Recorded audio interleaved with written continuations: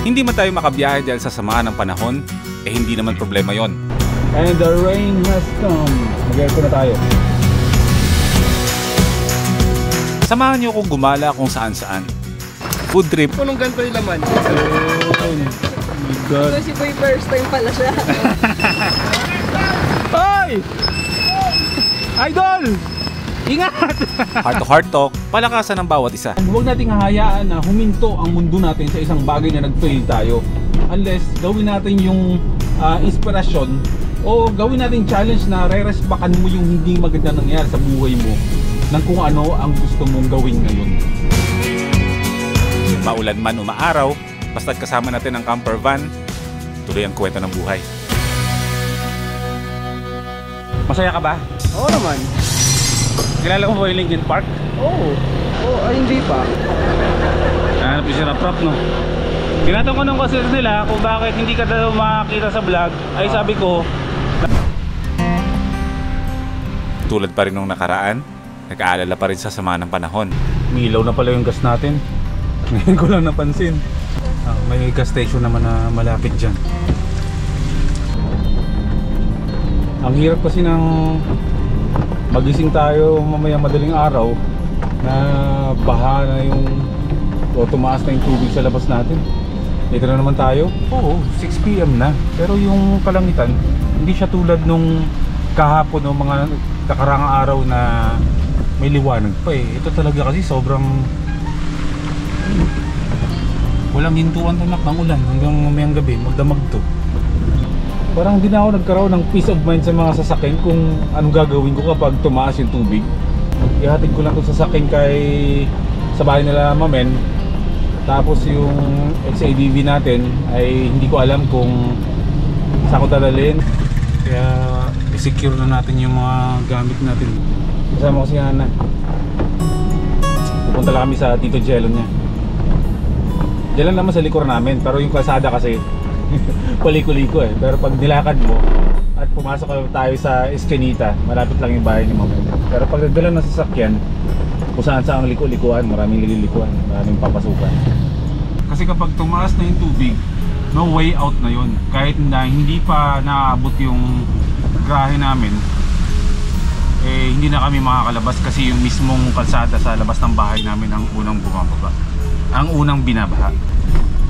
Yung L300 na lang muna gamitin natin sa paalis-alis natin. May laban yun kahit tumaas man ang tubig. Kakaiba yung kalangitan, no? Bro! Enteng! Mamen! Vicente! Jello! Daming pangalan ni Mamen. Bro, iwan ko muna sa'yo yung susi. Ayusin ko muna yung ibang sasakyan doon. Itong anak ko eh, samahan kita ng ganyan yan. Kahit walang bibili niya, pasok yan. Do you want this? Do you want that? Ano do you want this? Mati.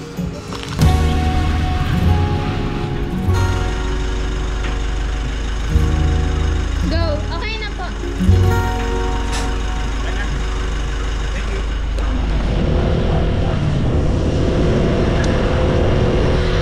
Kinabukasan, tuloy ang buhay natin. Ganun pa rin, masama ang panahon eh. Pero may good news tayo. May bago na ang vocalista ang Linkin Park ngayon. After 7 years, grabe. Masaya ka ba? Oo naman. Kilala mo ba yung Linkin Park? Oo. Alam mo na ba na may vocalista na silang bago? Oo, ay hindi pa. Hindi pa, meron na. Diba eh? Hanap yung sira prop, no?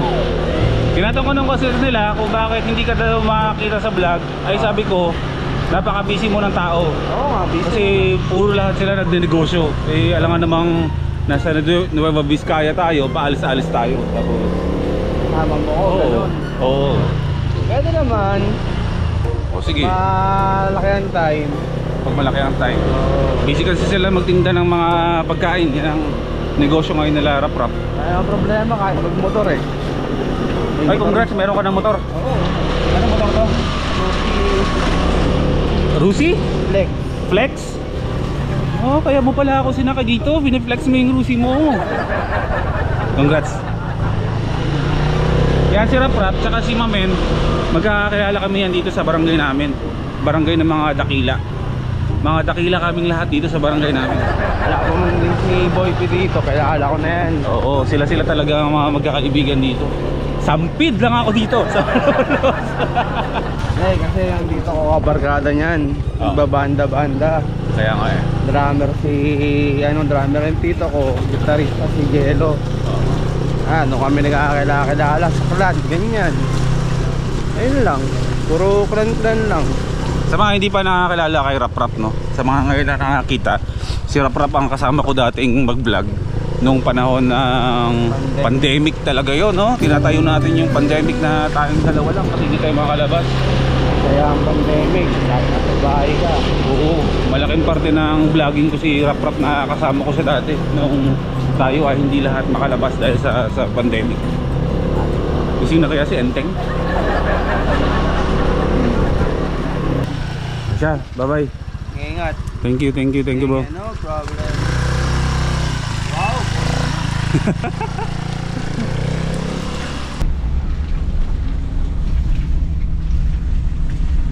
Just in. Nag-post ang Bulacan magpapakawala ng tubig ang Angat Dam ngayon. Nauumay na ako sa, malamang kayo din, no? Nauumay na ako sa baha, salitang baha, dam, ulan. Pero sa nag-aray pa naman sana ako ngayon eh, kailugan yun. Ayoko papuntahin ni Mamen at delikado daw. Buti na lang talaga, mayroong good news na mayroon ang vocalista ang Linkin Park. Gumanda ang araw ko. Mag-ikot-ikot na lang muna tayo. At ngayon natin to pa rin yung mission natin na makahanap ako ng makakainang lugawan na yung lugaw na ano na alam mo yun sa tabi-tabi na mayroong ginugupit-gupit na mga laman loob na hindi naman talaga laman loob pa rin yun kasi puso eh, may puso, may tuwalya, may ganyan-ganyan. Eh yun ang kinikrave ko, yung lugaw na may konting lugaw kasi nga punong-puno ng toppings. Yan ang hahanapin ko. Samahan niyo na lang muna ako, mag-stroll na lang muna tayo dito kaysa i-push ko na pumunta sa mga lugar ng kailugan na baka mapaano tayo. Hirap din eh.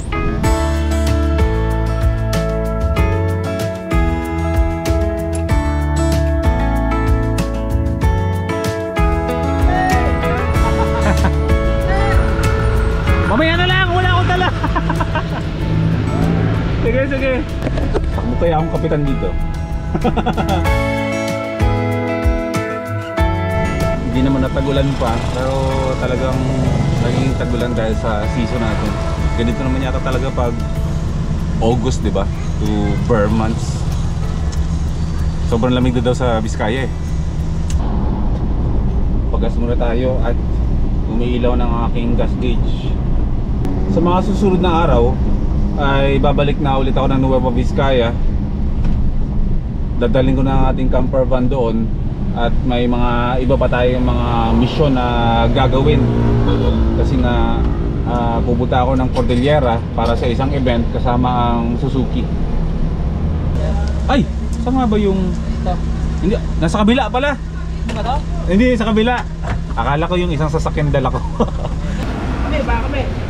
Kasama kayo siyempre. Ang dam nagpakawala daw. Okay. Kaya pinaha kami. Kakaba-kaba na naman tayo.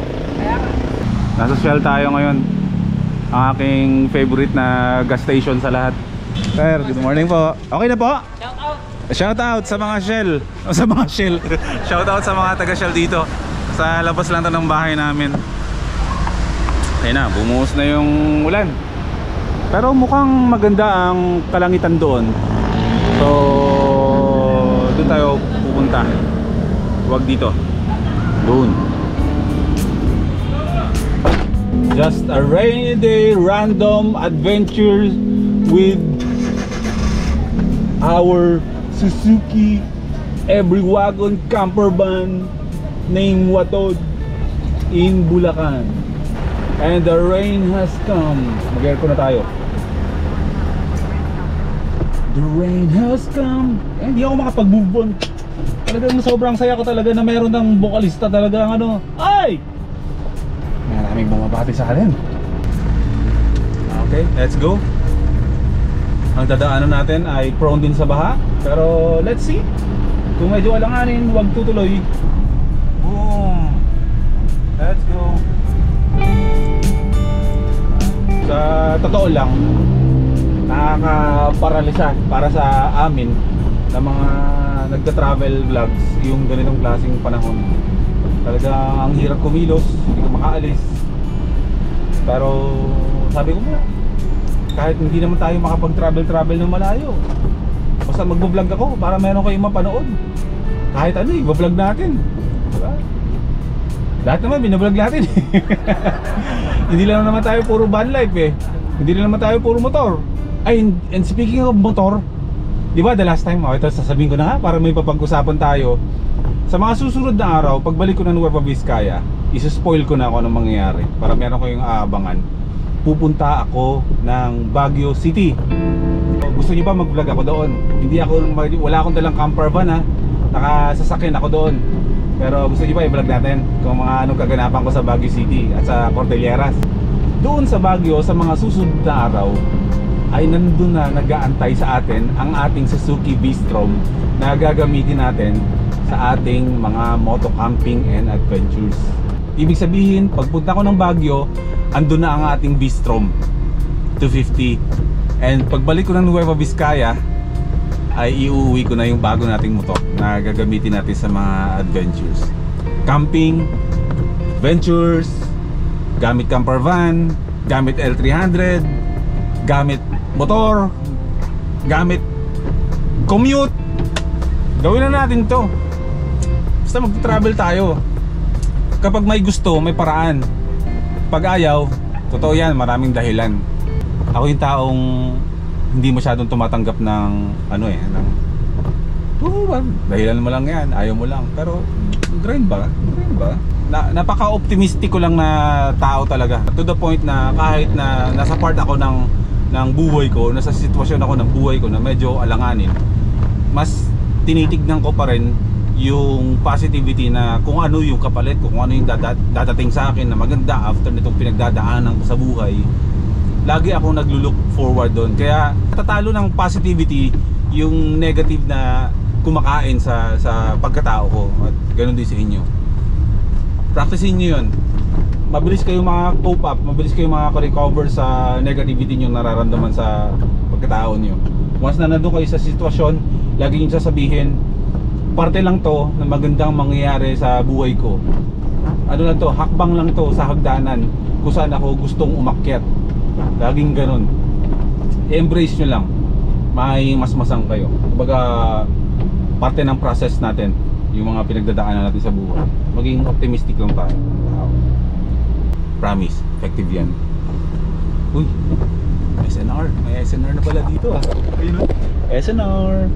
Yabang na malolos, may SNR. Sobrang ramdam na ramdam ko itong mga pinagsasabi ko pagdating sa mga failure sa buhay. Kasi dami kong failure sa buhay eh. Pakadami. Talaga, may mga failures ako sa buhay na hanggang ngayon ay nagsasuffer pa rin ako. Pero I always look at the brighter side na dadating ako na sa panahon na yun na magiging free ako sa lahat ng bagay. Walang sukuan. May nabasa nga ako nung isang araw na parang quote sa Facebook na in English yun ah. Magkano ba ang binayad sa'yo para sukuan mo yung mga pangarap mo? Nung nabasa ko yun, shoot! Gumuguhit sa dibdib ko ba? Diba? Walang makakapagsabi, walang pwedeng sumira ng gusto mong marating o mangyari sa buhay mo, sa mga pangarap mo, diba? Kaya huwag kang panghihinaan ng loob, huwag tayong panghihinaan ng loob. May time na bagsak yung kalooban natin, pero huwag kayong magdidwell, huwag tayong magdidwell sa ganung pakiramdam.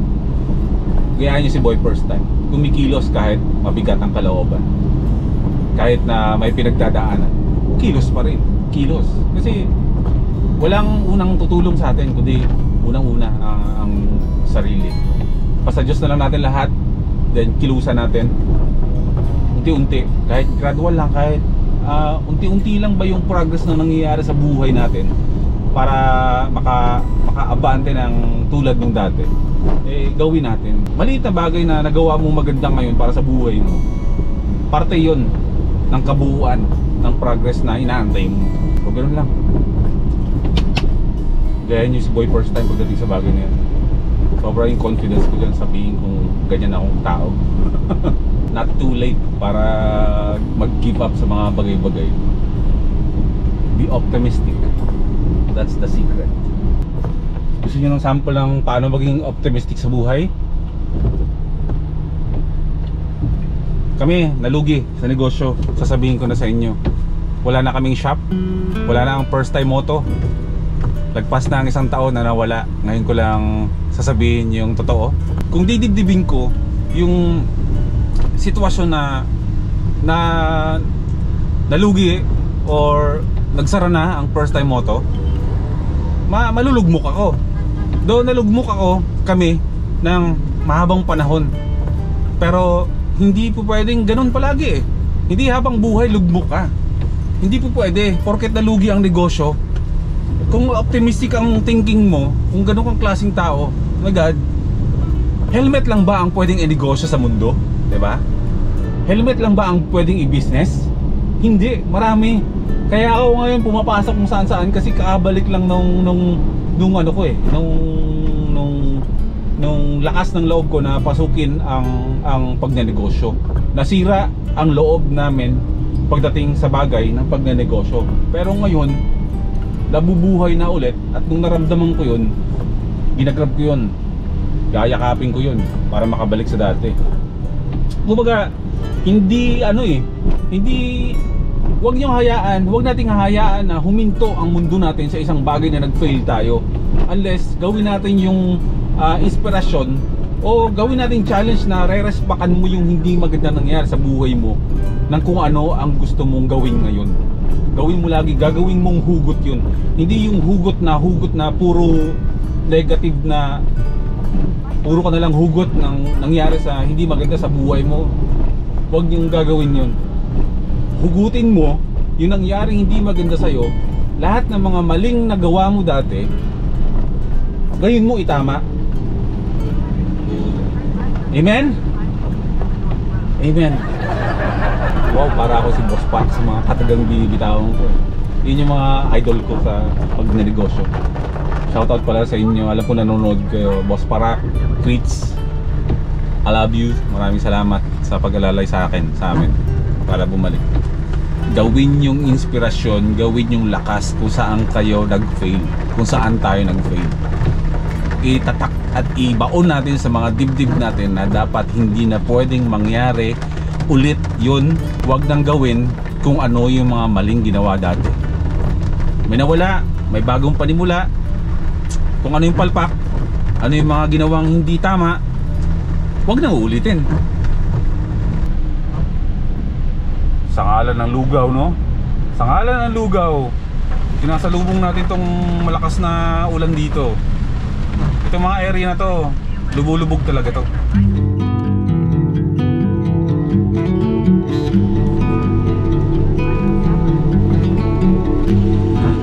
Na dito. Oh yeah. Tignan yung ilog dito sa amin. Ang taas ng tubig na. Mahalis na to eh. Bro, pwede magtanong? Saan dito bro yung parang may arko na nakasulat na malis? Yung parang may sulat kakaliwa doon? Yung may lugawan na masarap doon? Ayun. Sige, salamat. Teka lang ah. Hinto lang muna ako dito. Tatabi lang. Silipin lang natin yung ano. Karagatan? Kailugan. Yung karagatan? Dagat ka na boy. Ano pa lang? Code yellow pa lang dito. Go, lugaw. Nag-post kasi ako nung isang araw sa Facebook. Sabi ko saan merong lugaw na masarap na ginugupit-gupit. Tatlo talaga. Na ginugupit-gupit. Eh dito may nakita ako may nagtagsagan sa dito daw sa Malis. Mga nasa 6.7 kilometers lang to mula sa bahay. Sana bukas. Sana meron. Ayun, lugaw. Wait lang, hanap tayo ng parking lot. Malis. Sigurado yan yung lugawan. Kung sino mo yung nagtag sa akin, maraming salamat. Nandito ako ngayon sa nire-refer mong lugawan. Sana gupit-gupit to. Kahit anong matira, basta may gupit-gupit. Yun. Yan yung sinasabi kong lugaw. Kaso kulang-kulang na kasi late na tayo dumating eh. Pero pag umaga rin bro, ano po bro mga kasamang ano yan? Atay, kuya, tuwalya, puso, tumbong. Ayun ang mga ano. Hoy! Idol! Ingat! Kaya lang ako napunta dito, Malis. Ibig sabihin, Malaysia in English. Pero wala Malaysia. Kakain lang tayo ng lugaw dito. Oh my God. Kasi boy, first time pala siya. Ilang araw ko nang inaano to. Kinikrave talaga to. Balik-balikan nyo yung lasa. Aagaan ko bro next time bro. May overload din po tayo. 3 laman nun, tapos dito na po siya nakaano, tapos may extra lugaw na siya. May konting lugaw. May konting lugaw pa rin siya. Siguro kung 10 punong ganito yung laman, overload. Magkano yung ganito bro? 60 po, pag ganyan. Abot kaya sige. Di bale, re-reservahan ko to. Pero chili oil, homemade din yan sir, saka yung bawang natin, homemade. So ang chili oil is homemade plus the bawang. Madali lang hanapin to ha, giginto. Hanapin nyo na tong arko na to ng Malis. Barangay Malis ito. Hi po. 3 days kung ako naghanap ng ganitong klaseng lugaw. 3 days. Hindi siya nawawala sa isip ko eh. Nangigigil ako gano'n pag may baka gusto akong kainin na hindi ko mahanap. Kumbaga, legit talaga yung lasa niya.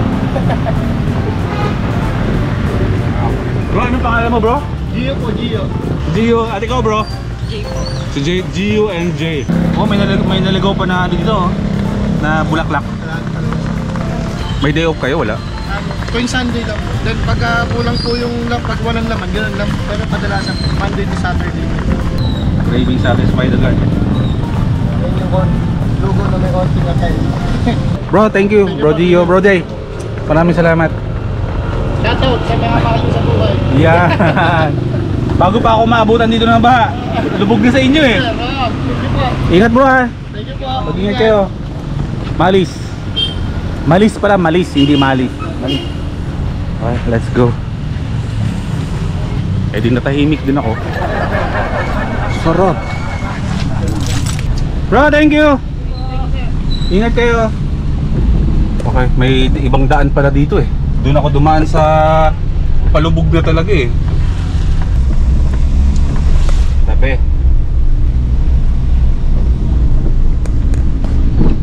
Tabi. Malis ka dyan. Diba yung kaligayahan ng yung cravings mo eh napunan. Parang ang sarap na umuwit matulog. At yun na nga, nang dahil sa lugaw ay na-stranded tayo dito dahil sa baha. Old train station oh. Ayun oh, lumang train station. Pero hanap tayo ng ibang dadaanan. Pero shoutout muna kay Kuya Guard na nakausap ko kanina. Sorry, akala ko kasi naka-on yung camera ko, pero the time na sinushoot ko siya ay naka-off pala. So, ito siya. Kahit walang muka. Sorry bro. Kaya yan. Honda yan eh. Kaya pala hindi gumagalaw dun. Kasi baha na pala dun sa unahan.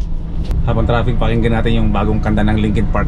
Your blades are sharp and point of view, just like you always do. Let you cut me open and me to be. Babae ang bagong vocalist ng Linkin Park. Going around like a reaper. I keep on lying to you until you cut me off. The emptiness machine. Yan ang masaya nangyari ngayong araw na to. Plus the lugaw.